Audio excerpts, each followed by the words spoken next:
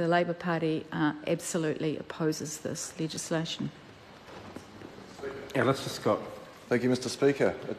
I wasn't on the Select Committee during this process, and so I'm a fresh set of eyes. I find it quite an interesting bill, and one that is very commendable to the House, because it has a new piece with regard to public interest, and that's what we do with everything we pass through this House. We should always have public interest in mind.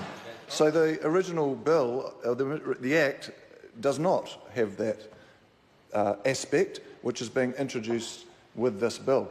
So for that reason alone, that's a good thing. And the example of the peach grower or the orchardist was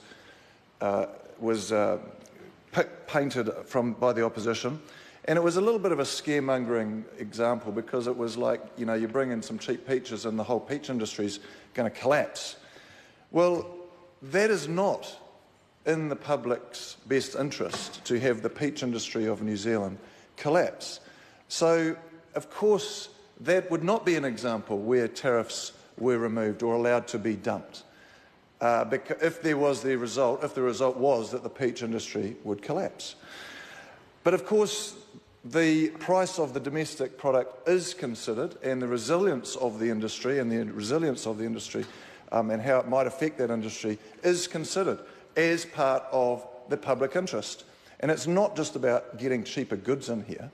It is because you can imagine, you talk about a product, doesn't really matter where it's from, coming in from China has been given the example, and it's going to be cheaper. So the question is, should we tariff it or should we not? Is it in the public interest to allow that stuff to come in?